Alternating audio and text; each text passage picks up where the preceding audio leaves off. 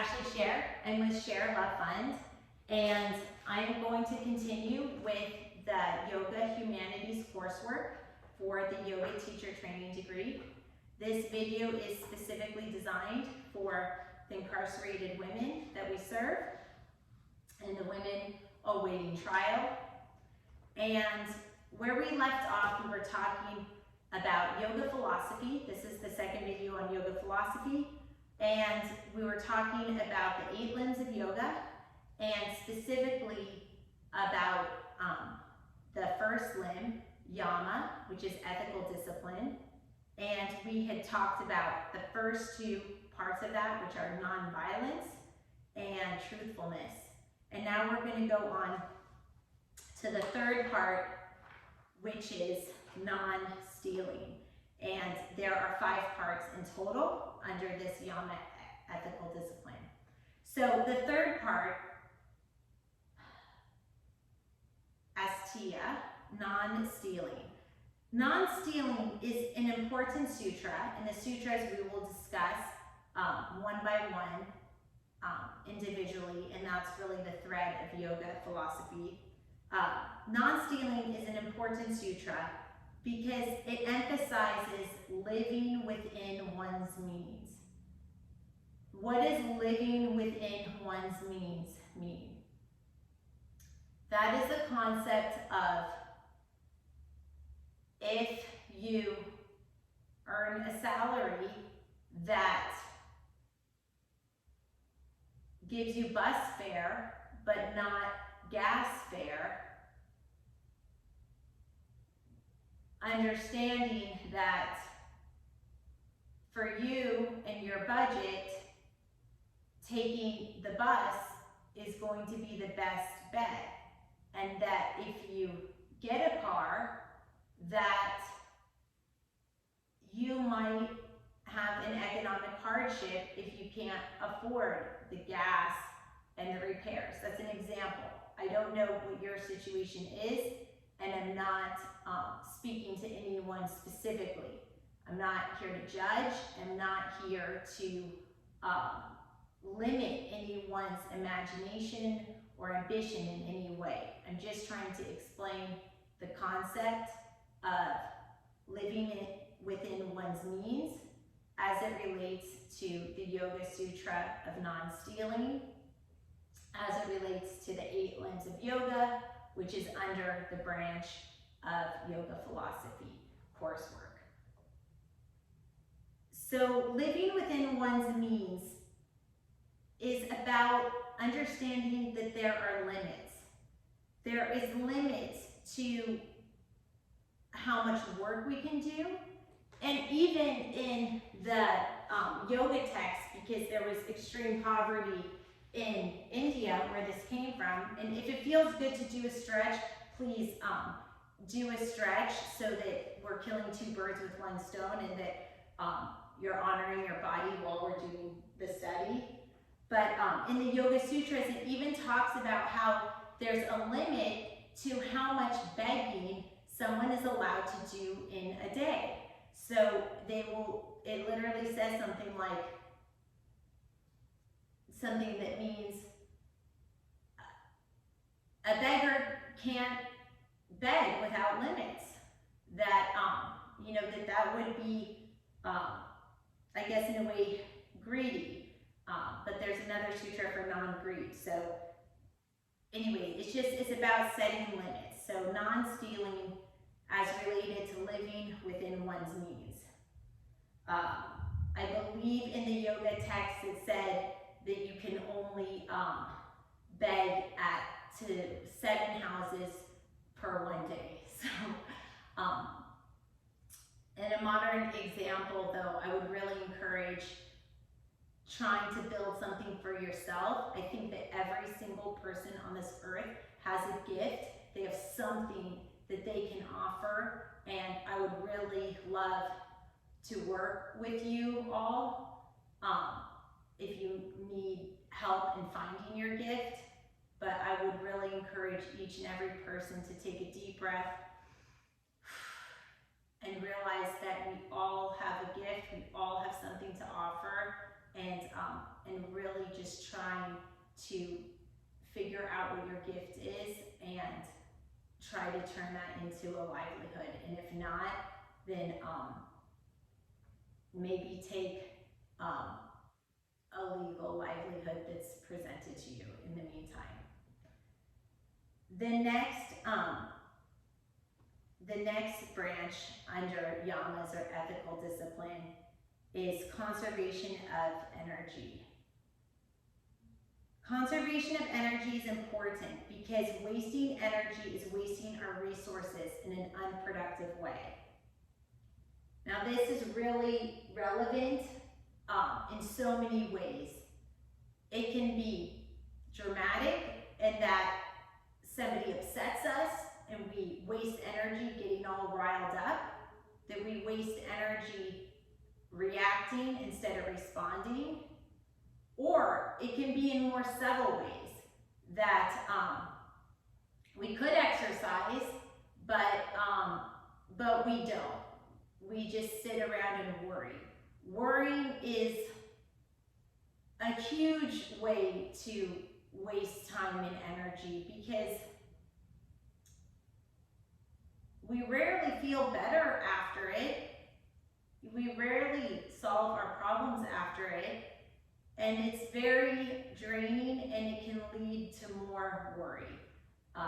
That said, you need to follow your own path and you need to do what speaks to you. I advocate critical thinking. I'm not here to brainwash you or to tell you what to think. I'm here to provide the information should you want to earn a yoga teaching degree. And I'm also here to just raise new concepts for you to think about, and you can have those new concepts bounce around and you can decide what the best result is for you. The key that I've learned from yoga is that sometimes less is more. Sometimes we don't need to work harder, but we need to work smarter. And that sometimes working harder isn't always better. Sometimes we want something so badly that we worry and push, but we're basically just digging a hole to nowhere.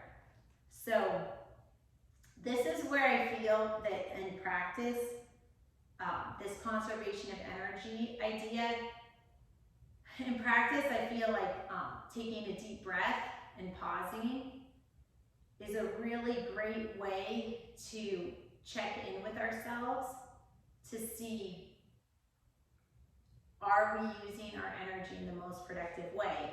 And if not, what changes can we make to then use it more productively? The last part of the yamas, or the ethical discipline, is non-greed. This is important because in order to be content, we need to limit our wants and needs. I've taken this to heart because the more dependent I am on material things, the more I depend on others to support me. And it is really, really amazing, and for all the women who are in custody right now watching this, maybe it's a little bit empowering that right now you have been stripped away from so much, yet you're here, you're watching this video, you're bettering yourself, you're on your way to earning a degree. It's a little bit empowering, right? That without any material things, look how strong you are. Look at what you're doing. Look at how you're resilient. And look at how you're learning.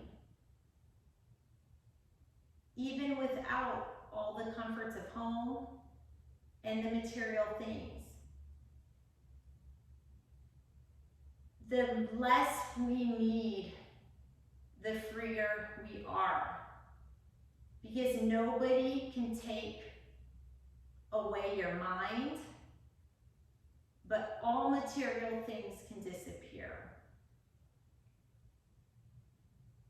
Even our families, even our kids.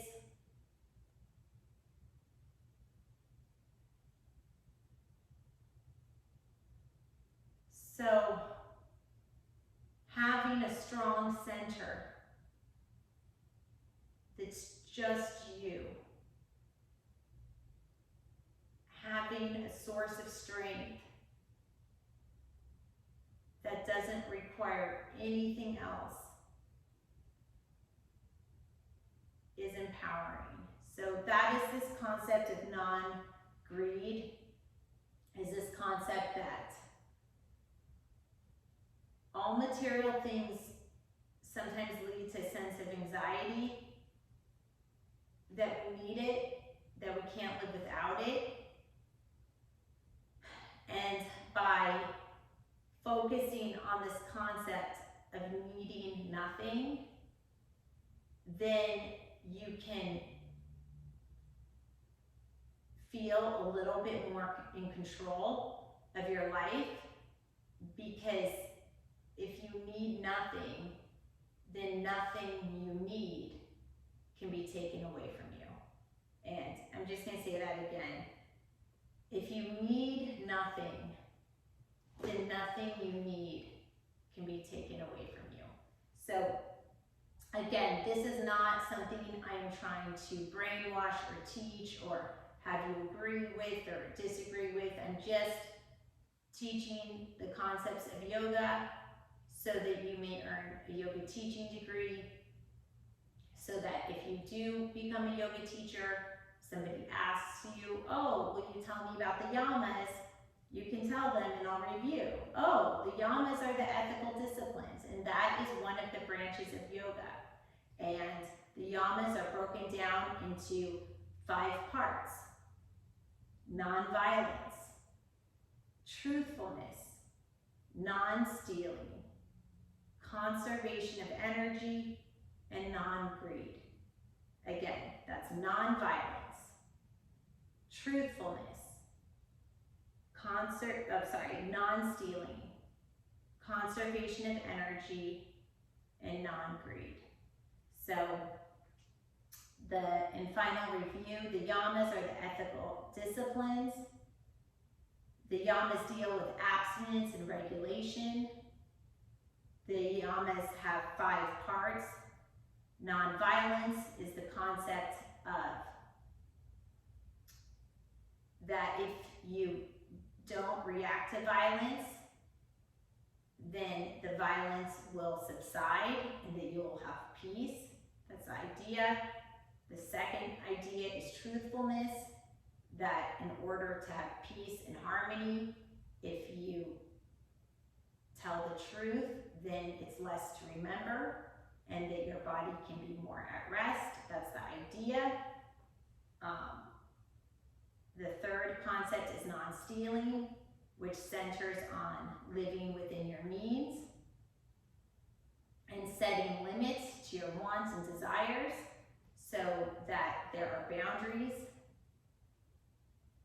The fourth yama is conservation of energy.